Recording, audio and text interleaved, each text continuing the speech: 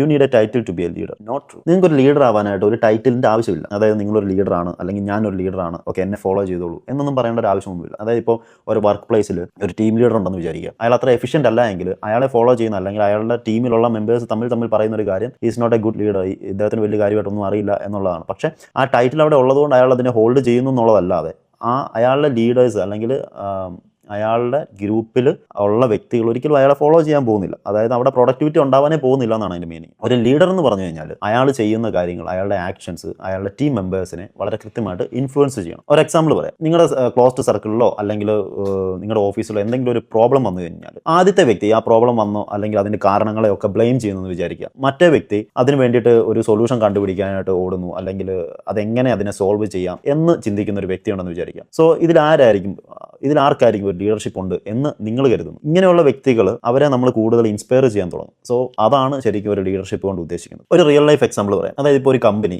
ഒരു എംപ്ലോയീസിന്റെ satisfaction level അല്ലെങ്കിൽ അവർക്കൊരു എന്തൂസിയാസം ഒന്നും വരുന്നില്ല, ഒരു എൻവയോൺമെന്റിൽ വളരെ ഒരു ഡൗൺ ഫീലിംഗ് ഉണ്ടാകുന്നു എന്ന് വിചാരിക്കും. ഈ മാനേജ്മെന്റ് ഇത് ഫിക്സ് ചെയ്യാനുള്ള അവർക്കൊരു ടൈം ഉണ്ടാവുമല്ലോ. സോ ആ ടൈമിന് വേണ്ടി വെയിറ്റ് ചെയ്യാതെ അതിലുള്ള ഒരു വ്യക്തി, ഒരു എംപ്ലോയി സ്വയമേ ഇനീഷ്യേറ്റീവ് എടുത്തിട്ട് കുറച്ച് ടീം ആക്ടിവിറ്റീസ് ചെയ്യുന്നു, സ്ട്രഗിൾ ചെയ്യുന്ന ഏതെങ്കിലും കുറച്ച് എംപ്ലോയീസിനെ ഹെൽപ്പ് ചെയ്യുന്നു. ഇങ്ങനെയൊക്കെ ചെയ്ത് അയാൾ ഒരു പോസിറ്റീവ് എൻവയോൺമെന്റ് ആ കമ്പനിയിൽ ഉണ്ടാക്കുന്നു. വിത്തിൻ മന്ത്സ് മേ ബി അയാൾ പ്രൊമോട്ട് ചെയ്യപ്പെടാനുള്ള സാധ്യത വളരെ കൂടുതലാണ്. Why? Because leadership is not about authority.